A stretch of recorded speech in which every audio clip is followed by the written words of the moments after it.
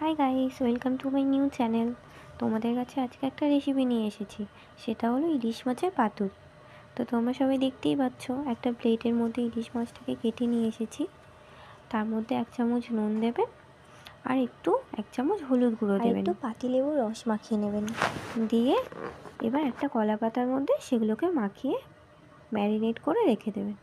তারপর একটা ব্লেন্ডার নিয়ে আসবেন, তার মধ্যে একটু সাদা সর্ষে দিয়ে দেবে, একটু কালো সর্ষে দিয়ে দেবে, আর 2-4টে কাঁচা লঙ্কাকে চিড়ে দিয়ে দেবেন। তার মধ্যে একটু নুন দেবেন, এই 1 চিমটির মতন, আর একটু গোটা জিরে দেবেন, আর 2-4টে চিনির দানা দিয়ে দেবেন। আর পারলে একটু টক দই দিতেও পারেন, আবার নাও দিতে পারেন, অসুবিধা নেই। এবার সেটাকে ব্লেন্ড করে নেবেন, নিয়ে ওটা মাছের মধ্যে মাখিয়ে নেবে। অনেকে কি করে, অনেকে মানে ম্যারিনেটটা করার সময়তেই টক দই তেল ফেল সব দিয়ে দেয়। তো আমি সেটা আগে দেওয়া হয়নি, তো তোমাদের একটা একটা করে মাছের উপরে দিয়ে দিয়ে দেখাচ্ছি।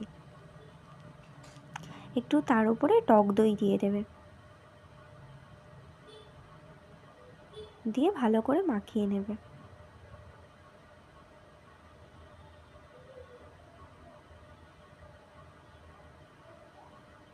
তার মধ্যে একটু নারকেল গুঁড়ো নিয়ে নেবেন, নিয়ে একটু ওপরে দিয়ে দেবেন। আপনারা একটু বেশিও দিতে পারেন, একটু কমও দিতে পারেন, আপনারা যেমন মিষ্টি খাবেন সেই অনুযায়ী নারকেল গুঁড়োটা দিয়ে দেবেন। তারপরে একটু কাঁচা সর্ষের তেল দিয়ে দেবেন।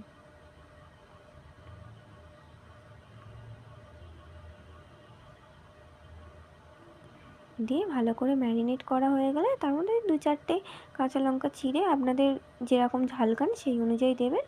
তার উপরে একটু পাতিলেবুর রস দিয়ে দেবেন, দিয়ে ওটাকে ভালো করে ম্যারিনেট করে মুড়ে রেখে দেবেন। তারপর কড়াতে তেল গরম হয়ে গেলে মাছটা দিয়ে, মাছটা একটু সাইডে ফেটে গেছিলো বলে একটু তেলটা বেরিয়ে গেছিলো, সেই জন্য আপনাদের দেখাতে পারিনি। তো হয়ে যাওয়ার পরে রেসিপিটা দেখুন, আপনাদের কেমন লাগলো একটু অবশ্যই জানাবেন। হ্যাঁ, তো আজকের মতো টাটা।